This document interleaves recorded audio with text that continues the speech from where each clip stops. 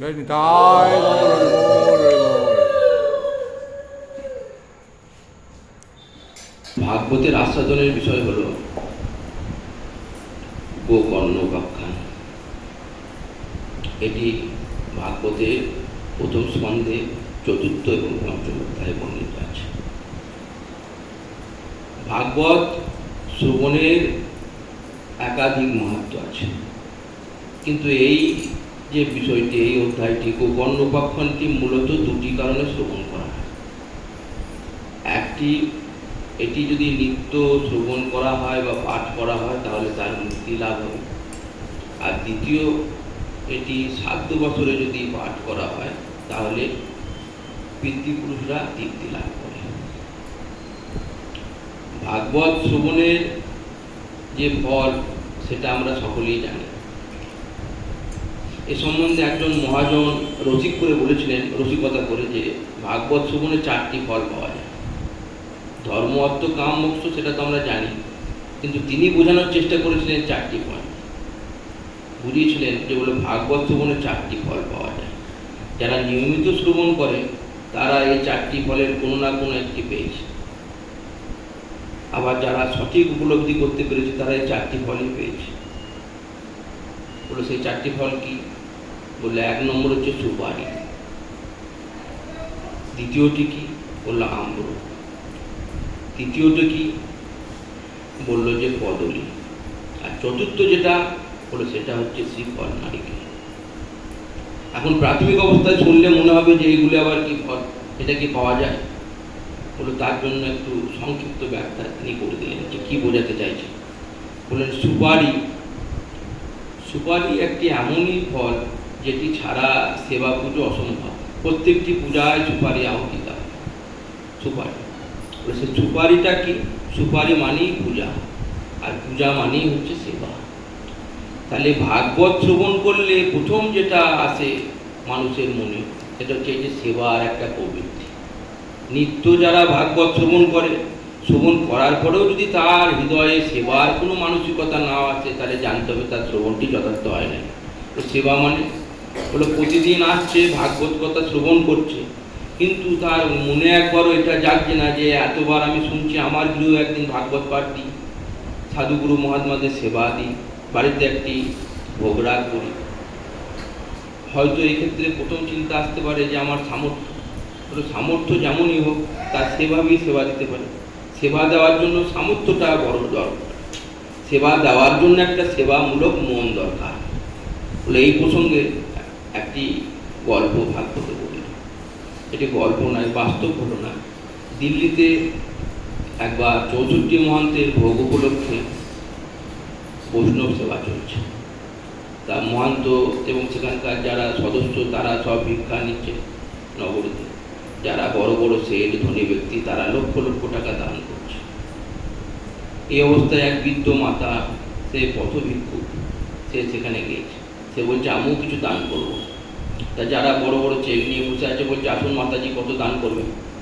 কিন্তু যিনি ওখানকার মহান্ত তিনি উপলব্ধি করতে পেরেছেন, কারণ তার ভজন আছে, তো যার ভজন সাধন আছে যে মানুষের মুখ দেখলেই বুঝতে পারে। সে বললো ওনাকে আমার কাছে আসতে দাও। বললো মাতা তুমি কত দান করতে চাও? তিনি আঁচলের কুর্তি খুলে 5 টাকার একটা কয়েন বার করে দিলেন। সবাই হো হো করে হেসে পড়লো। 5 টাকা দিয়ে সেবা? মহান্তজি সেটাই নিলেন, বলেন হ্যাঁ 5 টাকা দিয়েই হবে প্রথম সেবা। তা সকলে জিজ্ঞেস করছেন যে তাহলে 5 টাকা দিয়ে কী সেবা করবে? বলে এর আর কী মূল্য আছে? তখনকার দিনে 5 টাকায় 1 প্যাকেট টাটা লবণ পাওয়া যেত। বলে একটা লবণের প্যাকেট নিয়ে এসো এবং সেই লবণ একটু করে পারসের উপরে ছিটিয়ে দাও, সব পারছে, তাহলে ওটা দিয়ে বৈষ্ণব সেবা। তাহলে মোদ্দা কথা, এর দ্বারা যেটা বোঝা যাচ্ছে যে ভাগবত শ্রবণ করলে তার একটা সেবামূলক মন আসবে। সেবা করার জন্য সামর্থ্যটা বড় ব্যাপার নয়, মনের ইচ্ছাটা বড়। যদি আপনার ক্ষমতা নাকে একটা বৈষ্ণবকেই আপনি প্রসাদ পাবেন, কিন্তু সেটাই আসবে।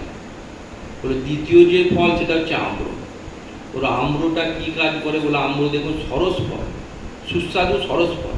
বলে ভাগবত যদি শ্রবণ করার ফলে হৃদয়ে সরসতা না আছে, মানে কৃষ্ণ ভক্তি রস, প্রেম ভক্তি রস, এটা যদি হৃদয়ে জাগ্রত না হয় তাহলে ভাগবত শ্রবণটা সঠিক হচ্ছে না।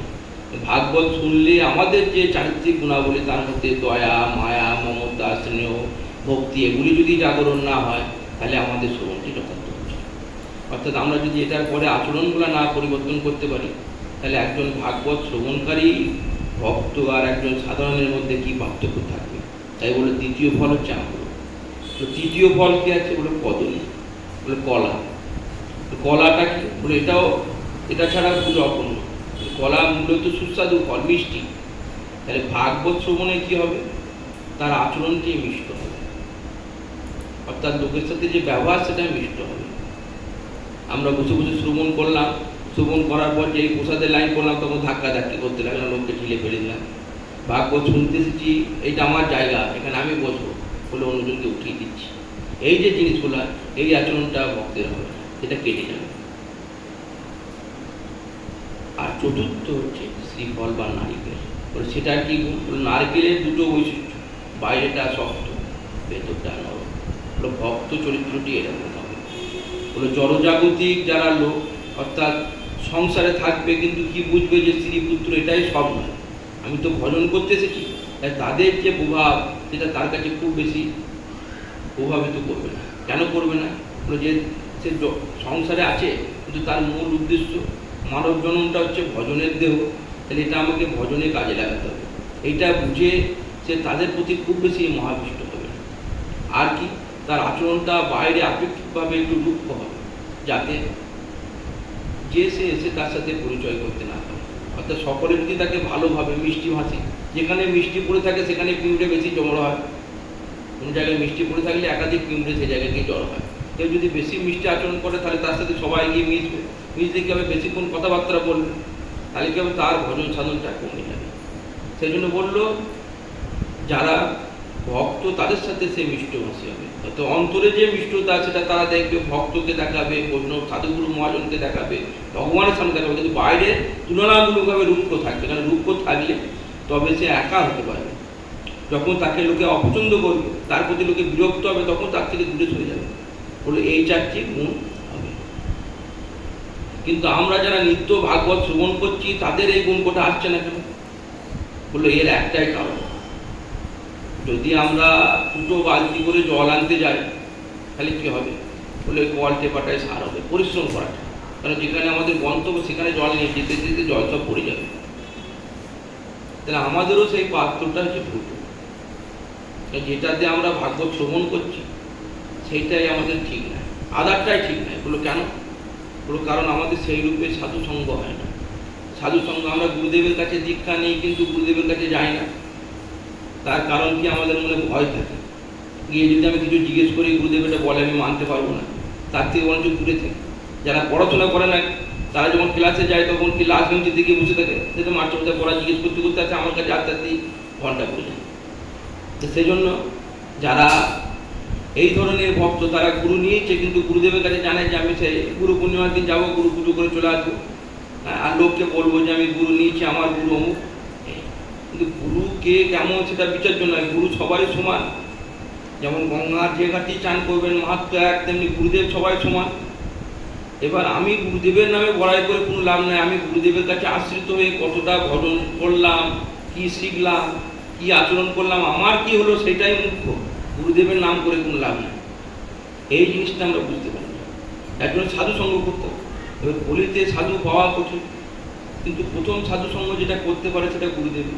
গুরুদেব যদি কাছে না থাকে তাহলে গ্রন্থ আস্বাদন করবো, আর বাকি যাকে আমি দেখবো তাকে সাধু মনে করবো না, তাকে নমস্কার করবো, কিন্তু তার সম্বন্ধে খোঁজ খবর নিয়ে সে যদি আমার মিশার যোগ্য হয় তাহলে তার সাথে মিশবো, না হলে তাকে আমি এড়িয়ে যাবো। এইটা করলে শিখবো।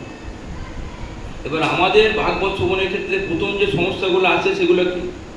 কয়েকটা নিজস্ব আমাদের সমস্যা আছে। প্রথম যে সমস্যাটা সেটা কি হচ্ছে? একটা অবিশ্বাস।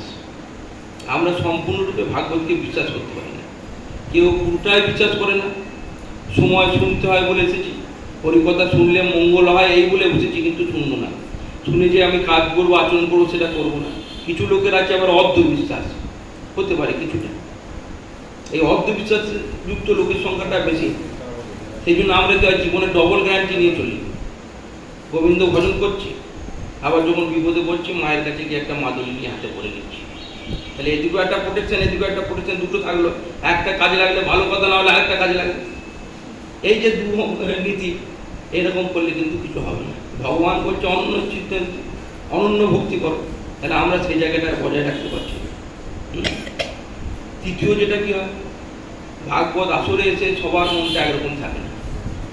স্বয়ং অর্জুনকে যখন গীতা উপদেশ দিলেন ভগবান, তারপর শেষে জিজ্ঞেস করলো যে আমি যেটা বলেছি সেটা তুমি বুঝতে পেরেছো তো? দুবার তিনবার একই প্রশ্ন রিপিট করলো। অর্জুন তার উত্তর কি দিল? নষ্ট মহাশীতিল, মানে সমস্ত মোহ নষ্ট হয়ে গেছে। কিন্তু আমাদের জিজ্ঞেস করলে আমরা সেটা বলতে পারবো তো? পারবো না। কারণ কি, আমরা এখানে যখন বসে শ্রবণ করি তখন আমাদের মন ঘুরছে এদিক ওদিকে, পুরোটা শুনি না। ভাগবত পাঠ শ্রবণ করতে বসারও কিছু নিয়ম আছে। প্রথমে বসেই আমাদের নমস্কার করতে হয়, হ্যাঁ, যে ভাগবত মা কৃপা করে আমাদের কর্ণমূল দিয়ে হৃদয়ে এসে প্রতিষ্ঠান করুন। এই বলে আমাদের ওইটুকু টাইম চিন্তা করা দরকার যে আমরা যাতে মনটুকু এই ভাগবতের কথার মধ্যে রাখতে পারি। প্রথমে শ্রবণ করবো এবং শ্রবণ করার পরে সেটা মনন, রাস্তায় যেতে যেতে চিন্তা করবো, বাড়িতেও সুযোগ পেলে চিন্তা করবো। চিন্তা করলে তবে সেটা আমরা আচরণে প্রতিফলন করতে পারবো। যদি আমরা আচরণে না আনতে পারি তাহলে আমাদের শ্রবণটা সম্পূর্ণরূপে কার্যকারী হবে না। কারণ যেটা শিখলাম সেটা তো আমাদের মেনে চলতে হবে। এই যে শিখে মেনে না চলা, এটা শুধু আমাদের মতো সাধারণ ভক্তের মধ্যে নাই, বড় বড় জ্ঞানী মহাপুরুষের মধ্যেই আছে। এই গোকর্ণ পুরাণের প্রথম যে চরিত্র, সেই আত্মদেব, তার মধ্যে এই গুণটাই আছে। সেটা আমরা আগে আলোচনা করবো, একটু শ্রবণ করবো।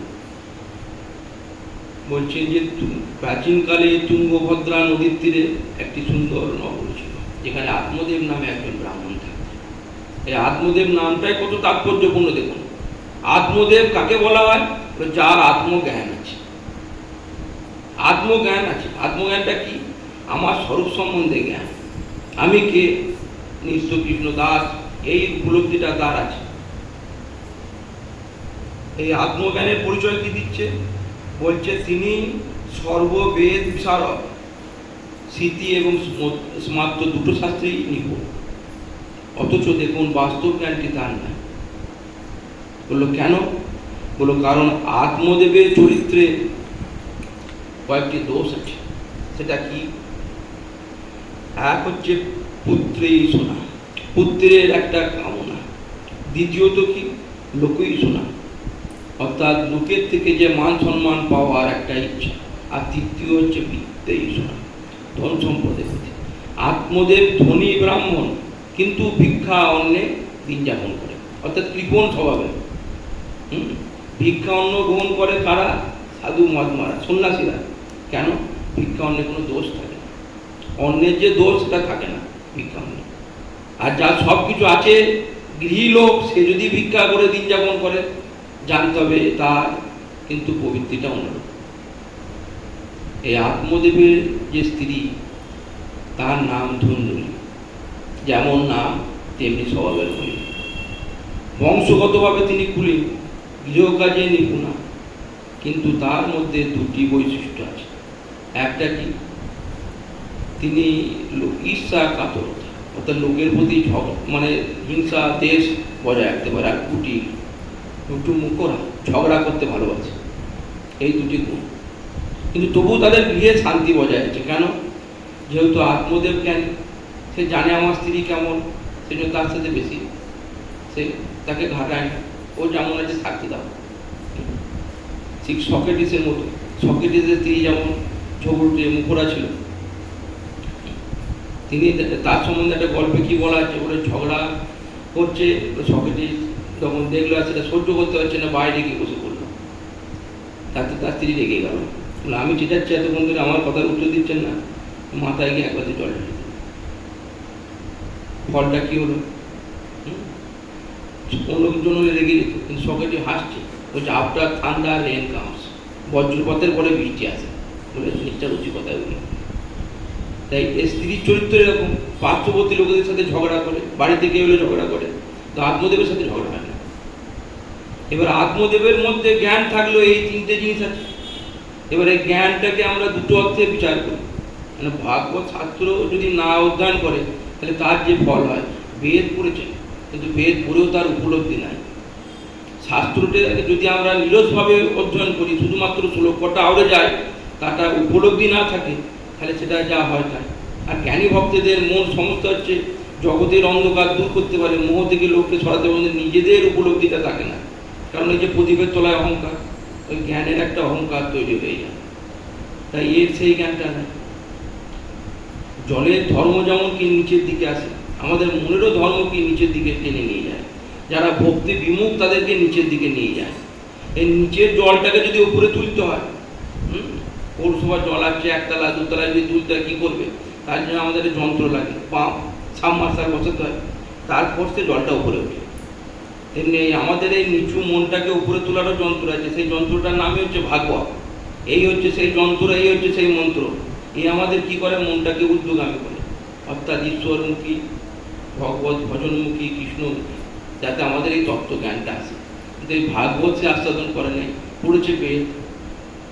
এখন বেদের যে শ্রুতি, বেদের তো শ্লোক না, শ্লোকটা শুরু হয়েছে রামায়ণ থেকে।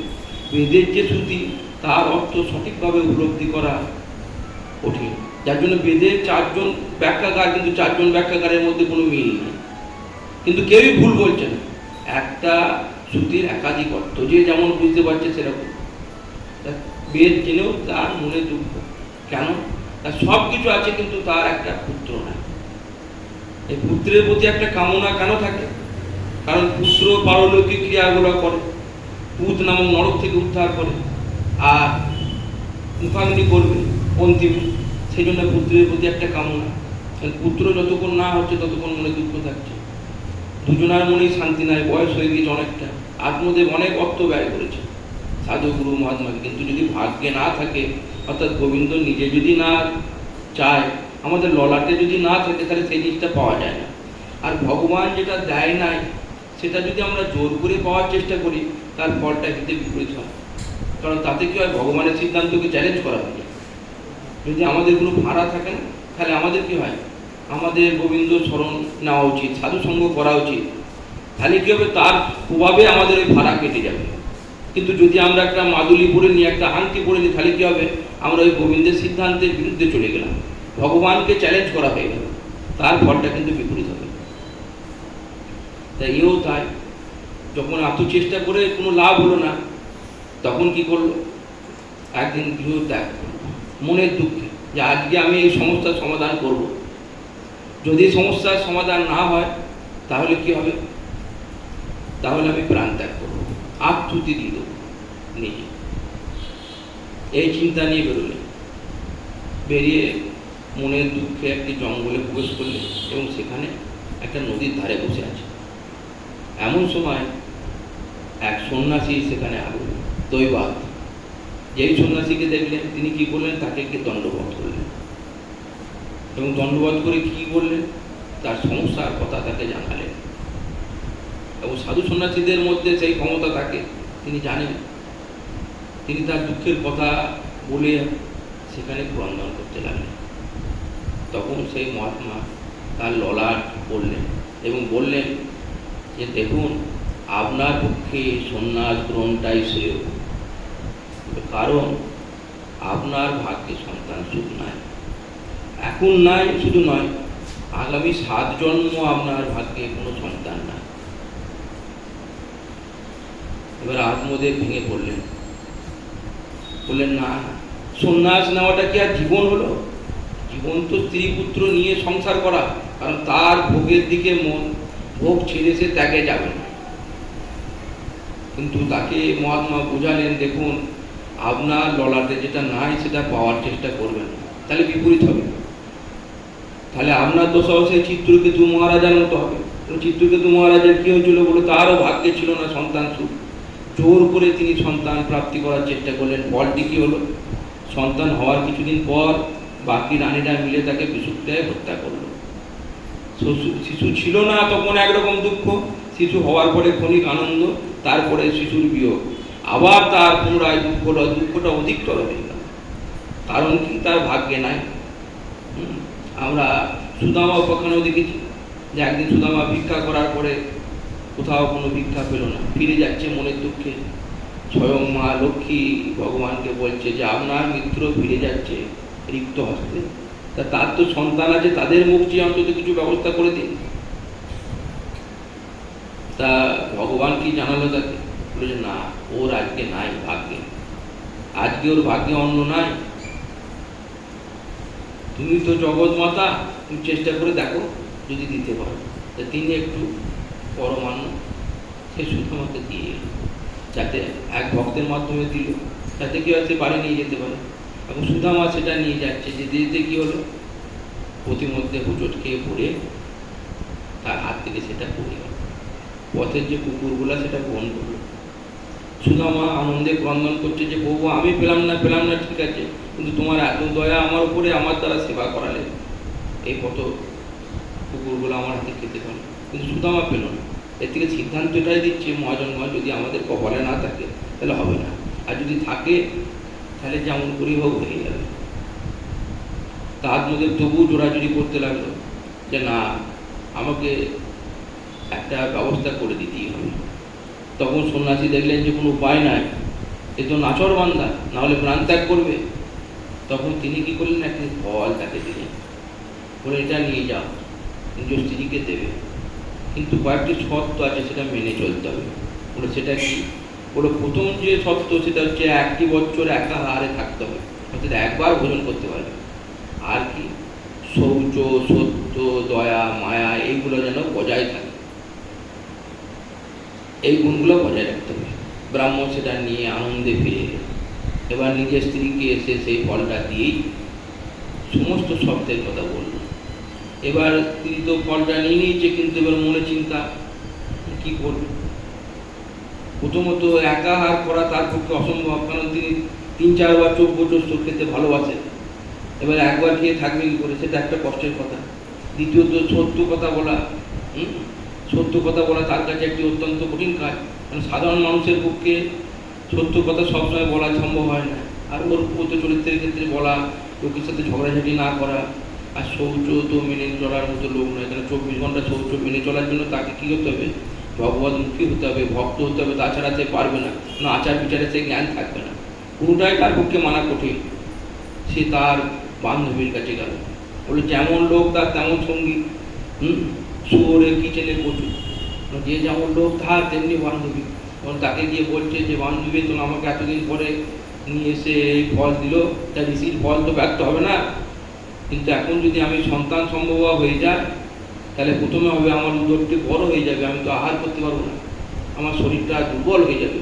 শরীর যদি দুর্বল হয়ে যায়, তাহলে আমার অন্যদেরা এসে বাড়িতে যদি আমার জিনিসপত্র চুরি করে নিয়ে যায় বা কিছু নিয়ে চলে যায়, আমি তাকে আটকাতে পারবো না।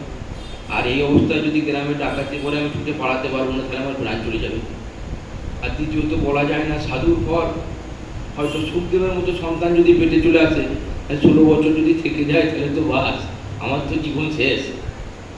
আবার সন্তান জন্মগ্রহণের সময় অনেক জটিলতা থাকে ইত্যাদি চিন্তা করে বলে যে আমার মতে বন্ধা নারী এবং যাদের স্বামী মারা গিয়েছে তারাই সুখী।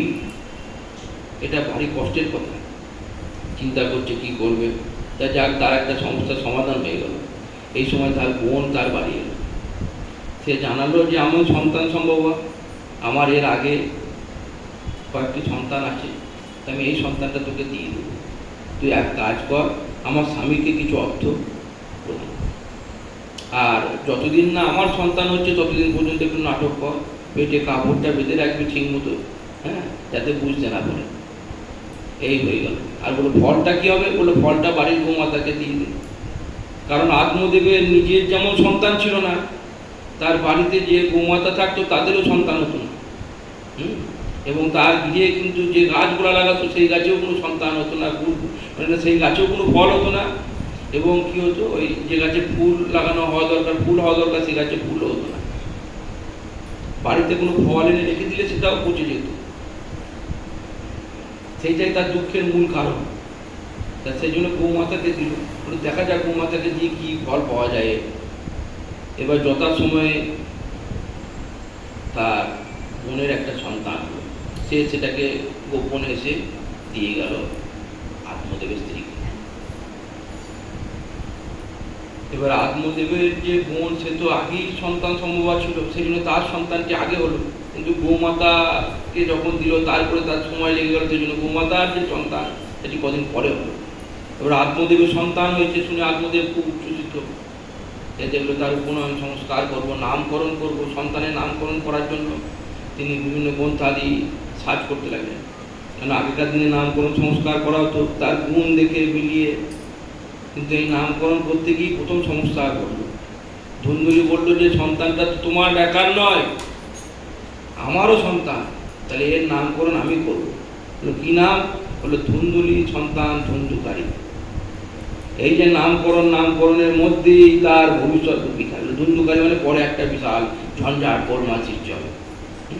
আর হওয়াটাও কারণ কি, তার জন্মটাই তো গোলমালের মধ্যে। তার পিতামাতা তাদের মধ্যেও সংস্কার নাই, আবার যার কাছে পালিত হচ্ছে তারও সংস্কার নেই, তাহলে সে ভালো হবে কি? এই হল। কিছুদিন পরে বাড়ির যে গোমাতা তারও একটি সন্তান, একবারে দিব্য পুরুষ। কিন্তু তার কি বৈশিষ্ট্য হলো? মানবের মতো দেখতে হলো, কান দুটি বড় হয়েছে গরুর মতো। এবার তার তো আর পিতা নাই, গোমাতার সন্তান, সেই জন্য আত্মদেব তাকেও নিজের আত্মজয়ী মনে করতেন। তার নামকরণটি তিনি করলেন গোকর্ণ। দুজনাই আস্তে আস্তে বড় হচ্ছে, কিন্তু ওটা তো ঋষির প্রসাদের ফল, সেই জন্য তার মধ্যে কি আছে? বিশেষ কিছু গুণ আছে, তার মধ্যে সব কিছু দয়া মায়া পবিত্রতা আছে, আর এর মধ্যে নাই। কারণ কি, এ তো ফলের আশ্রয়ে তৈরি হয়েছে। এদের স্বভাব সম্বন্ধে কি মহাজনগণ বললেন? গোকর্ণ ও পণ্ডিতা। বলে গোকর্ণ কেমন? বলে পণ্ডিত। বলে এখন পণ্ডিত আর মূর্খের বিচার কিভাবে করা হয়? বললো যার বিবেক বোধ আছে তাকেই পণ্ডিত বলা হয়। বিবেকটা কি? বলে এটা মানুষ আর পশুর মধ্যে ব্যবধান সৃষ্টি করে। বিবেকের দ্বারা মানুষ ন্যায় অন্যায়, সৎ অসৎ এই বোধটা বুঝতে পারে, তাদের এই উপলব্ধিটা হয়। এবার এর মধ্যে থেকে যেটা ন্যায় সেটা করে, যেটা সৎ সেটা সে গ্রহণ করে। এই যার জ্ঞান থাকবে তাকেই বলা হচ্ছে পণ্ডিত। আর চাণক্য শ্লোকে কি বলছে? চাণক্য বললো মাতৃবৎ পরদারেষু পরদ্রব্যেষু লোষ্টবৎ আত্মবৎ সর্বভূতেষু য পশ্যতি স পণ্ডিতা। তা বললো পরের স্ত্রীকে মা জ্ঞান, আর পরের জিনিস তাকে কি মনে করবে? বলে তাকে মাটি ঢেলা মনে করবে, সোনা দানা টাকা পয়সা যাই হোক। আর তৃতীয়টি হচ্ছে সব থেকে তাৎপর্যময়, আত্মবৎ সর্বভূতেষু। এখন সাধু মহাত্মারা বলে, এই জায়গাটা ভুল হওয়ার চান্স থাকে। সাধু মহাত্মারা বলে কি, যে জগতে সব জায়গায় গোবিন্দকে দেখবে, সবার মধ্যে গোবিন্দ আছে। এখানে আত্মবৎ বলছে। বললে আত্মবৎ মানে আমার মতো সবাইকে নয়, এটা ভাবতে হবে। কি ভাবতে হবে? যে আমি যেমন মানুষ, আমার যেমন অনুভূতি আছে, সামনের যে ব্যক্তি সেও মানুষ, তার মধ্যেও সেই অনুভূতিগুলো আছে। অর্থাৎ আমার যেমন শীতে শীত করবে, গরম লাগবে, তারও লাগে। আমার সমালোচনা নিন্দে করলে আমার যেমন কষ্ট হয়, অন্যজনের সমালোচনা নিন্দা করলে তারও কষ্ট হয়। এই উপলব্ধি যদি আমাদের থাকে, তাহলে আমরা কাউকে সমালোচনা নিন্দে করব না। বলে এটাই হচ্ছে জ্ঞানীর লক্ষণ। আর ধুন্ধুকারীর চরিত্রটা কি? বললো ধুন্ধুকারী হচ্ছে মহাফল, শুধু ফল নয়। বললো কেন? বললো সে ব্রাহ্মণ সন্তান হয়ে চণ্ডালের মতো আচরণ করে। ত্রিসন্ধ্যা করা তো দূরের ব্যাপার, সে মানুষকে বিনা কারণে হেনস্থা, অপমান, মারধর, চুরি সব কিছু অপরাধ করে। এই দুজনার চরিত্রে পার্থক্য। তার অত্যাচারের পরিমাণ এত বেড়ে গেল যে আত্মদেবের পক্ষে সংসারে টিকে থাকাটাই কষ্ট হয়ে গেল। মনে দুঃখ করতে লাগলেন, বলে যে কি দুর্গতি আমার হলো যে আমি সন্তান নিতে চাইলাম, এর থেকে সন্তানহীনতাই ভালো ছিল। অর্থাৎ সেই সাধুর কথা বলে গেল। তখন শুনে নাই আমাদের জ্ঞানটা কি হয়? এমন সময় আমাদের বিবেক জাগে যখন আর আমাদের কিছু করার থাকে না। বুড়ো বয়সে গিয়ে আমরা উপলব্ধি করি যে আগে কিছু করলে ভালো হতো।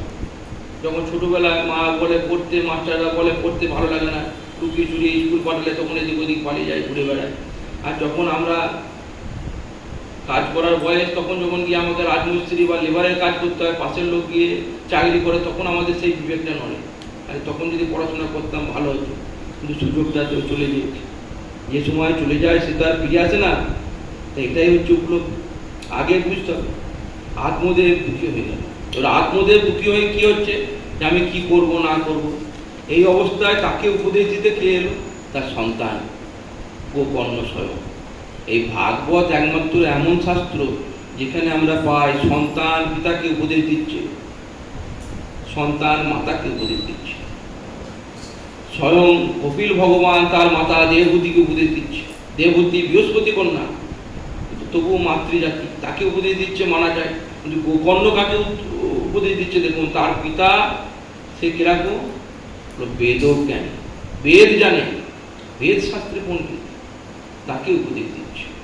এই ভাগবত এমন একটি শাস্ত্র, এখানে দেখাচ্ছে যে যার মধ্যে ভক্তি আছে সেই বড়, ভক্তি উপলব্ধিহীন শাস্ত্রজ্ঞানী লোক।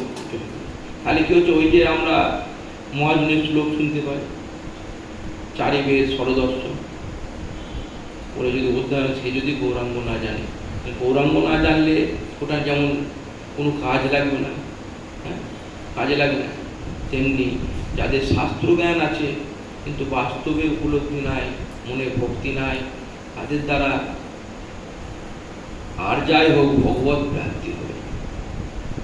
গীতায় সিদ্ধান্ত কি দিচ্ছে 18টি অধ্যায়ের মধ্যে, যে ভাগ করা আছে 3টে শতকে, প্রথমে 6টি কর্মযোগ, মাঝে 6টি ভক্তিযোগ এবং অন্তিমের 6টি জ্ঞানযোগ। তার থেকেই তো আমরা জীবনের সিদ্ধান্তটা পাই যে কর্মই হোক আর জ্ঞান হোক, দুটোই হতে হবে ভক্তি মিশ্রিত।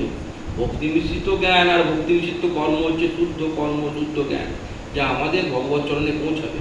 আর ভক্তিবিহীন হলে সে কি করবে, আমাদের জড়জাগতিক বন্ধনে আবদ্ধ করবে। তাই যখন তিনি এরকমভাবে দুঃখ করছেন, তখন তার সন্তান এসে কি বললেন, বললেন তুমি কেন মোহ করছো, এই যে সন্তান স্ত্রী এগুলি আমার আমার ভাবছো কেন, এই দেহটা তো আমি নয়, দেহের ভেতরে যে স্থিত আত্ম সেটাই তো আমি, আত্মাটা আমি, দেহটা তো আমি নয়। এই বোধটা আমাদের নাই বলে কি হয়, আমরা দিন রাত্রি প্রদীপের মতো জ্বলছি, কষ্ট পাচ্ছি। তারপরেই তিনি কি বললেন, জীবনের স্বাদটা বোঝালেন, বলছেন সুখমস্তি বিরক্ত সুখ। বলে সুখ কোথায় আছে, বিরক্তির মধ্যে, বৈরাগ্যের মধ্যে। বাস্তবিক ভাগবত এই জ্ঞানটাই দিচ্ছে। ভাগবতের 4টি যে শব্দ, তার মধ্যে কি বলছে, ভয়ে ভক্তি, ভয়ে জ্ঞান, ভয়ে বৈরাগ্য, দয়ে ত্যাগ। বলে ভক্তিযুক্ত জ্ঞান সে আমাদের কি করবে, বৈরাগ্য আর ত্যাগের পথে নিয়ে যাবে।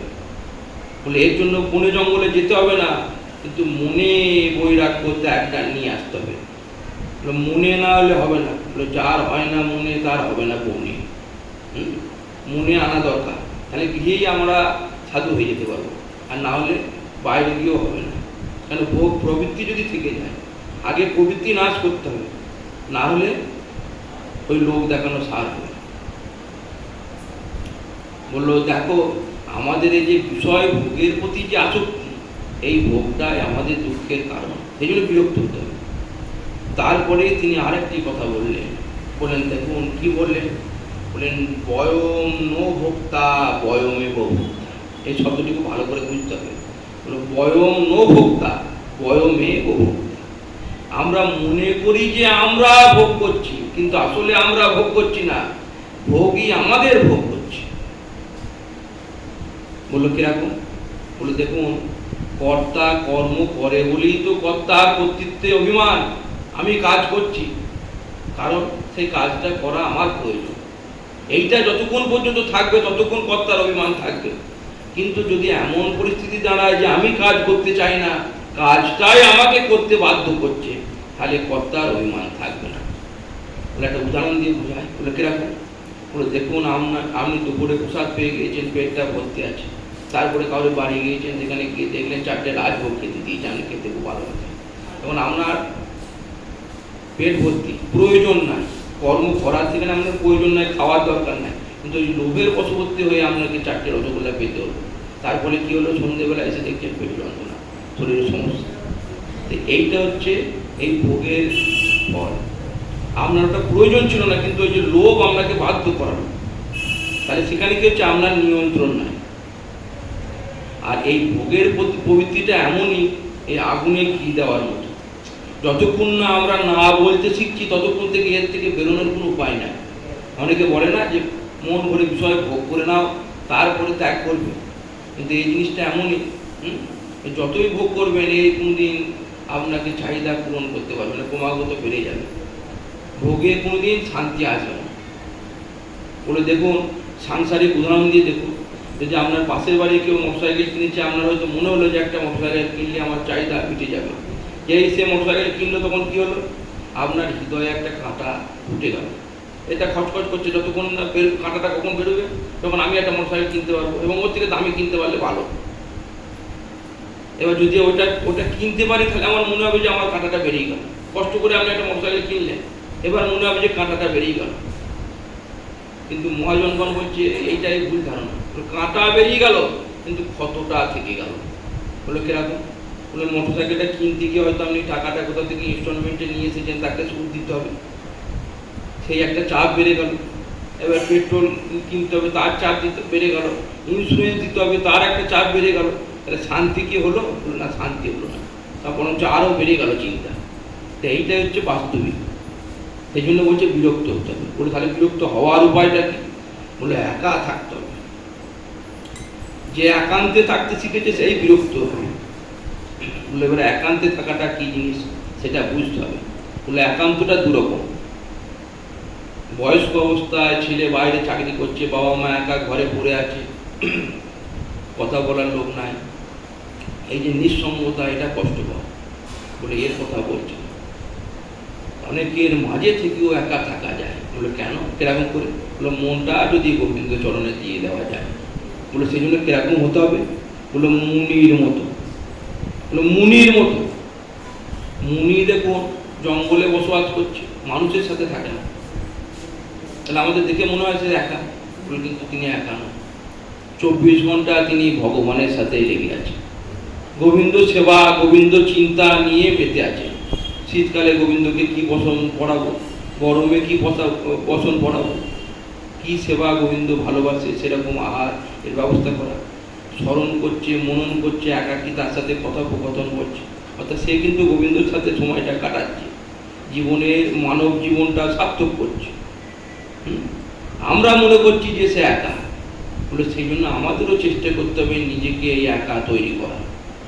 যার সাথে যেটুকু প্রয়োজন তার সাথে সেটুকু ব্যবহার করে নিজেকে সরিয়ে আনতে হবে। যখন একা থাকবো এতে কী হবে? দুটো সুযোগ পাওয়া যায়। ভগবানের ভজন করাটা সুবিধা, আর নিজের আত্মবিশ্লেষণ করা যায়। আমি সারাদিনে কি কাজকর্ম করলাম, কোনটা আমার ভুল, কোনটা ঠিক, কি করলে ভালো হবে, আমি কেন ভজনে এগোতে পারছি না, এই যে চিন্তাগুলো এগুলো আসবে, ভুল ত্রুটিগুলো নিজে নিজেই বার করতে পারবে। আর কি, নিঃসঙ্গে থাকলে আমাদের চিন্তা হবে এবং ভগবত স্মরণ হবে, যেটা আমরা শুনে এলাম সেটা ভাবতে পারবো, একটু জপ করতে পারবো শান্তিতে। এগুলা কিন্তু সবার মাঝে হবে না। সেই জন্য দিনে কিছুটা সময় অন্তত, সব সময় একা গিয়ে না থাকা গেলেও কিছুটা সময় অন্তত নিজের জন্য নিজেকে বার করতে হবে। কারণ মনে রাখতে হবে যে সমাজে আমি এমন কেউ নয় যে আমাকে ছাড়া কোনো কাজ হবে না। আমরা যদি মনে করি তাহলে সেটাই সব থেকে বড় মূর্খামি। আমরা চোখের সামনে দেখতে পাই, আমরা মনে করি যে আমি না থাকলে স্বামী খেতে পারবে না, ও আমাকে ভালোবাসে, সন্তানের কী হবে? যাকে ভালোবাসি, স্বামী হোক স্ত্রী হোক, আপনি যেই বিয়োগ হয়ে যাবে 6 মাস 1 বছর হলে, তার সামর্থ্যে থাকলে সে আবার একটা বিয়ে করে নেবে নিজের প্রয়োজন। তাহলে আমি সেটা অতটা গুরুত্বপূর্ণ কিছু না। আমার দশা কী হবে? মানে বাড়ির সিঁড়িতে একটা ছবি আপনার বাড়ি দেবে, একটা ছবি করে রেখে দেবে, বলে যে এটা রেখে দাও। সেটা প্রথম জেনারেশন। তারপরে দ্বিতীয় জেনারেশন কী করবে? বলে ওর ছবিটা গিয়ে ডাস্টবিনে ফেলে দেয়। অয়েল প্রিন্টের দেওয়াল আমার মরার ছবি রাখতে নাই, বাড়িতে রাখলে হবে। এই আমাদের অস্তিত্ব, এটা আমরা দেখছি কিন্তু আমরা বুঝছি না। সেই উপলব্ধিটা করতে হবে। পিতাকে বললেন যে এইটা বোঝো। আর কি বললেন? বললেন দেখো, এই সংসারটাকে ভালো মনে করি আমরা, কিন্তু সংসারটা ভালো নয়। দিয়ে এক মহাত্মার কথা শোনালেন। বলেন দেখুন এক মহাত্মা কি বলছে। তাকে তার শিষ্য প্রশ্ন করেছে যে সংসার কেমন, তাকে দুটো উত্তর দিল, দুটো শব্দে উত্তর দিল। বলে অন্ধকার আর অজ্ঞান। শিষ্য অবাক হয়ে গেছে। বলে অন্ধকারটা নয় বুঝলাম, কিন্তু অজ্ঞানটা কি করে হলো? অন্ধকার মানে যেহেতু আমরা ভবিষ্যৎটা জানি না, সেই জন্য সে বলছে এটা অন্ধকার, কিন্তু অজ্ঞানতাটা কি করে বললেন? গুরুদেব শিষ্যর দিকে কিছুক্ষণ তাকিয়ে থাকলেন, দেখলেন যে এর উপলব্ধি আছে কিনা, যে আমি একে বলবো শাস্ত্র কথা, দুটো নীতি কথা সে বুঝবে কিনা। তারপরে গুরুদেব চেপে গেলেন, দেখলেন না, একে তো তার তত্ত্ব কথা বললে বুঝবে না, একটু উদাহরণ দিয়ে বোঝাতে হবে। বলে ছেড়ে দে, এখন ওটা বাদ দে এই প্রসঙ্গটা। তুই এক কাজ কর, আজকে দুপুরে 2টো সিনেমার টিকিট নিয়ে আয়, আমি আর তুই সিনেমা দেখতে যাবো। বলছে গুরুদেব আপনি কি বলছেন, আপনি ত্যাগী মানুষ, সন্ন্যাসী, আপনি সিনেমা দেখবেন? বলে হ্যাঁ রে দেখবো। বলে না না আমার বিশ্বাস হচ্ছে না। বলে আমি বলছি যখন তুই বিশ্বাস কর। বলে কোন সিনেমা টিকিট আনবো? বলে তোর যেটা পছন্দ। ভালো একটা অ্যাকশন মুভির টিকিট নিয়ে চলে এলো। গুরু শিষ্য দুজন মিলে সিনেমা দেখতে ঢুকেছে। এবার সিনেমা দেখে তো শিষ্য হাত মারা হয়ে গেছে, গুরুদেব পাশে আছে ভুলে গিয়েছে। গুরুদেব 2-3বার তাকে ডেকেছে কিন্তু সে সেদিকে তাকায় না। এবার গুরুদেব একবার ধাক্কা দিল যে এখন দেখি নড়িচড়ি কি হয়। চল আর ভালো লাগছে না, বেরিয়ে যায়। রুক না ইয়ার থোড়ি দের বাদ যাতে। হ্যাঁ এখন গুরুদেব ইয়ার হয়ে গেছে, বন্ধু ভুলে গিয়েছে। এই করতে করতে হাফ টাইম হয়েছে। তখন কি করলো, গুরুদেব বলে চল অনেক দেখা হয়ে গেছে, আর দেখবো না। তো ভালো লেগেছে তো? পুরোটা দেখতেই পেলাম না, কি করে ভালো লাগবে? বললো বাইরে চল, আর দরকার নাই। তা বললো কেন তোকে সিনেমা দেখতে নিয়ে এসেছিলাম বুঝতে পেরেছিস? বললো না। সিনেমা দেখার মাঝে যে তোকে আমি 2-3বার দেখেছি সেটা তুই বুঝতে পেরেছিস? বললো না না তুই বুঝতে পারিনি। বললো আমি তোকে 2-3বার ডেকেছিলাম, তুই সারা দিন নাই। তারপরে আমি তোকে ধাক্কা দিলাম, তখন তুই আমাকে বললি ইয়া। তাহলে আমি গুরুদেব তুই সেটাও ভুলে গিয়েছি। সংসারটা হচ্ছে এরকমই। সংসারে আমরা থাকি, সাধুগুরু মহাত্মা গুরুদেব আমাদের বারবার তাকে বোঝানোর চেষ্টা করে, কিন্তু এইদিকে আকর্ষণটা আমাদের এতটাই বেশি যে আমরা সেগুলো শুনতেও পারি না, বুঝতেও পারি না। তাই এইখান থেকে মনটাকে সরিয়ে আনতে। এইবার তখন আত্মদেব সন্তানকে বললো তাহলে আমার কি করা উচিত? বললো পিতা তুমি অনেকদিন সংসার করেছো, এবার তুমি ত্যাগী বেশ নাও এবং তুমি গৃহ ত্যাগ করো, এসব মায়া ত্যাগ করো, জঙ্গলে চলে যাও। যেখানে কি করবে সেখানে কি? বলে সেখানে কি তুমি সাধু সঙ্গ করো, সাধুদের সেবা করো, তাদের সাথে থাকো। বলে আমি যদি সব কিছু ছেড়ে চলে যাই তাহলে সাধু সঙ্গ করবো কী করে? বলে সেবার জন্য অর্থের জন্য প্রয়োজন নয়, সেবা অনেক রকমভাবে করা যায়। তুমি জঙ্গলে যাবে, তাদের জন্য যজ্ঞের কাজ সংগ্রহ করে তাদের দেবে, গোমাতাদের চারা সংগ্রহ করে দেবে, তাদের সুযোগ পেলে চরণ সেবাও করে দেবে এবং বসে বসে অবসর সময় হরিকথা শুনবে। আর একটা কাজ করবে, একটু করে ভাগবত পাঠ করবে। ভাগবত কী করবে? তা আত্মদেব ভাগবতের 1টি স্কন্ধ নিয়মিত পাঠ করতেন, ভাগবতের 10ম স্কন্ধ। এই ভাগবতের 10ম স্কন্ধটি যদি কেউ নিয়মিত পাঠ করে সমগ্র ভাগবতটি পাঠ না করে তাও তার হয়ে যাবে। কারণ কি এই ভাগবতের 10ম স্কন্ধটিকে বলা হয় ভগবানের মুখারবিন্দ, এবং এখানে গোবিন্দ লীলাটা সম্পূর্ণ বর্ণিত আছে। আর গোবিন্দ কি বলে গেছে? জন্ম কর্ম চমের দিব্য, আমার জন্মকর্ম যে দিব্য সেটা যে জানবে তত্ত্বত সে আর পুনরায় মাতৃগর্ভে আসবে না, অর্থাৎ সে আমাকেই প্রাপ্ত হয়ে যাবে। আত্মদেব বসে বসে সেই 10ম স্কন্ধটা প্রতিদিন করতেন। এই জন্য নিয়ম করে সেবা, যেটা আমি করবো সেটা প্রতিদিন করতে হবে, বাদ দিলে হবে না। আজকে করলাম কালকে করলাম না তা নয়, যা করবো প্রতিদিন করবো। এই করাতে আত্মদেবের ভগবত প্রাপ্তি হয়ে গেল। তিনি গৃহ ত্যাগ করেছেন কত বছর বয়সে? দেখুন 60 বছর বয়সে। যার জন্য মহাপুরুষগণ বলছেন যে জীবনে যখন আপনার এই উপলব্ধিটা আসবে তখন থেকে বাকি যে কটা দিন থাকবে সে কটা দিন এই চিন্তা করুন, বলুন যে গোবিন্দ তুমি আমার, আমি তোমার। আমি সারা জীবনে অনেক ভুল করেছি, অজ্ঞানতাবশত, মোহবশত, প্রাপ্ত কর্মফল বশত, আর যেন সেই ভুলের পুনরাবৃত্তি না হয়। আমি তোমার স্মরণে এসেছি, কৃপা করে আমি জীবনে অন্তিম পর্যন্ত যেন তোমার স্মরণে মনে থাকতে পারি। এই যে আত্ম উপলব্ধি, এইটা নিয়ে ভজন করুন, তাহলে যত পাপ আছে সব আপনার নষ্ট হয়ে যাবে এবং আপনি গোবিন্দ চরণে চলে যাবেন। কারণ গীতার 66 অধ্যায়, 66 এই যে অষ্টাদশ অধ্যায় যেটা 66 শ্লোক, সেখানে ভগবান এই কথাটাই বলেছেন, সর্বধর্মান পরিত্যাজ্য মামেকং শরণং ব্রজ অহংকাং সর্বপাপেভ্যো মোক্ষস্যে আমি মাসুচু। সব কিছু ত্যাগ করে দাও, দেহ ধর্ম গেহ ধর্ম দিয়ে আমার স্মরণে এসো। এই জায়গাটা মনে রাখতে হবে। এখন আমি যখন ভজনে চলে এসেছি, আমার যখন উপলব্ধি হয়েছে যে আমি এই ভুলগুলো করেছি, সেই ভুলটা আর পুনরায় করবেন না। বাকি টাইমটা গোবিন্দ স্মরণে এসেছি যখন, মনে আর কোনো দ্বিধা রাখবেন না যে আমি গোবিন্দ চরণে এসেছি যখন আমার মঙ্গল হবেই। আমি পাপী, আমি তাপী, এটা কখনো বাহ্যিক হিসেবে ঠিক আছে, কিন্তু মনে ভাবলে হবে না। মনে যদি ভাবি তাহলে আমার ইষ্টকে অবমাননা করা হবে। তিনি কৃপা করে যখন তার চরণে স্থান দিয়েছেন, আমি যখন তার নাম করছি, গান করছি, হরিনাম করছি, হরিকথা শ্রবণ করছি, নিশ্চয়ই আমার প্রতি তার কৃপা আছে, এটা মানতে হবে। যদি এটা আমরা না মানি তাহলে আমরা অকৃতজ্ঞ। আমরা ধামে বাস করছি, কাটোয়া ধামে, গৌর সন্ন্যাস ধামে বাস করছি, গৌর হরির দর্শন পাচ্ছি, সাধু সঙ্গ ভক্ত সঙ্গ করতে পারছি, তাহলে আমাদের নিশ্চয়ই আমাদের প্রতি তার কৃপা আছে। এই কৃপাটা যদি না মানি তাহলে তো আমরা অকৃতজ্ঞ। তাহলে পুনরায় সেই সুযোগ আর তার কাছে পাওয়া যাবে না। যদি কেউ কোনো উপকার করে, উপকারটা তো আমাদের স্বীকার করা দরকার। ভগবান এত কিছু দিয়ে রেখেছে, সেটা আমরা স্বীকার করতে পারছি না। তিনি আমাদের কি কি দেননি দেখুন, ভক্তি করার জন্য সমস্ত উপকরণ তিনি দিয়ে রেখে দিয়েছেন। একটা মুখ দিয়েছে, সেই মুখের মধ্যে একটা জিহ্বা দিয়েছে। জিহ্বাটা কিসের জন্য দিয়েছে? হরিনাম করার জন্য দিয়েছে। কিন্তু আমরা সেটা কি করি? নিজের লালসা চরিতার্থ করি আর পরনিন্দা পরচর্চা করি। তাই জীবের আমরা প্রয়োগ সঠিকভাবে করি না। দুটো কান দিয়েছে, শ্রবণ ক্ষমতাটাও ভগবান দিয়েছে, হরিকথাটাও ভগবান দিয়েছে। বলে সেখানে গিয়ে খালি কানটা পেতে বসে বসে শোনো, তাতেই তোমার মঙ্গল হয়ে যাবে, কিছু করতে হবে না। সেটাও আমরা করি না। আবার সিদ্ধান্ত সহকারে দেহটা আমাদের তৈরি করে দিতে হবে। একটা মুখ দিয়েছে, দুটো কান দিয়েছে, বলছে বলো কম বেশি শোনো। আর আমরা সেটারও উল্টো করি, বেশি বলি কম শুনি। তারপরে আমরা ভগবানকে দোষ দিয়ে আমাদের কি দিলে, যেগুলো দিয়েছে সেটারই তো সৎপ্রয়োগ করলাম না। বাবা যদি ছেলেকে 5 লাখ টাকা দেয় ব্যবসা করতে, দিয়ে যদি বলে তুই এটা দিয়ে ব্যবসা কর, সে যদি সেই টাকাটা মদ খেয়ে জুয়ো খেলে উড়িয়ে দেয়, তারপরে বাবার পয়সা দেবে? তা আমরা আমাদের যেটা দিয়েছে সেটাকে তো সৎভাবে ব্যবহার করতে হবে, সেটাই করি না। তা আত্মদেব এইভাবে বেরিয়ে গেলেন। আত্মদেব গৃহত্যাগের পরেই কি হলো? তার স্ত্রী একা পড়ে গেল।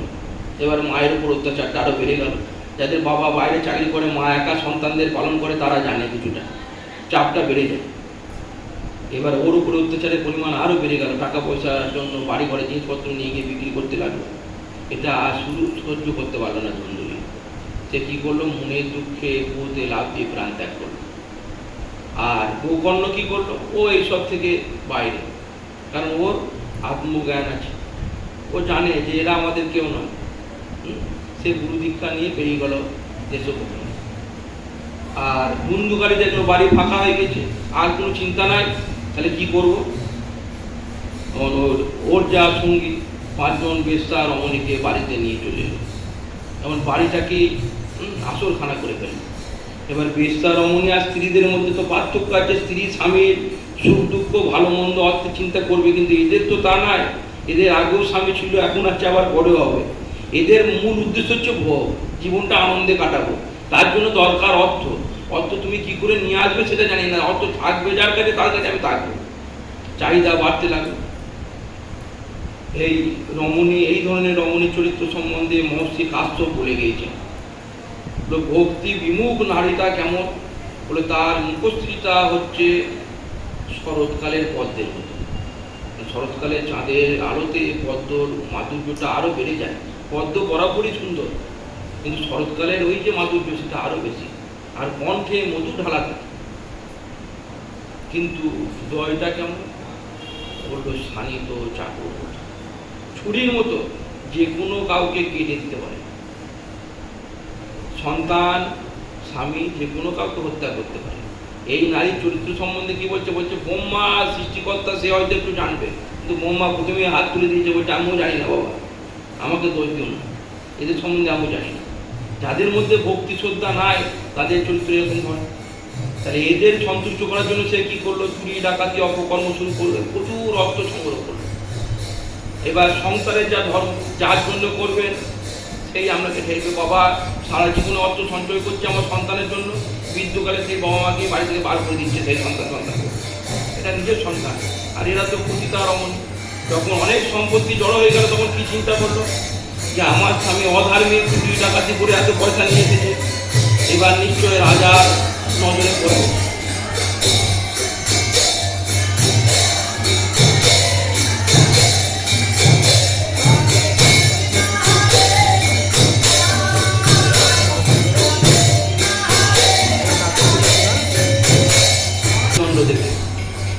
আর যদি একে মৃত্যুদণ্ড দেয়, তাহলে এর সাথে থাকার জন্য আমরাও দণ্ড পাবো। আর এই যে সম্পত্তি, এইগুলোও কেড়ে নেবে। তো তার থেকে এক কাজ করে একে হত্যা করে দিই, এর সমস্ত সম্পত্তি আমরা ভাগ করে নিই। যেরকম চিন্তা তেমনি কাজ। রাতে ওই 5 জন মিলে তাকে ধরে তাকে হত্যা করার চেষ্টা করলো। প্রথমে গলায় দড়ি দিয়ে, কিন্তু পুরুষ মানুষ সহজে তো মরবে না। যখন দেখছে মরছে না তখন কি করলো, জ্বলন্ত অঙ্গার অর্থাৎ কয়লা নিয়ে গিয়ে তার মুখে দিল।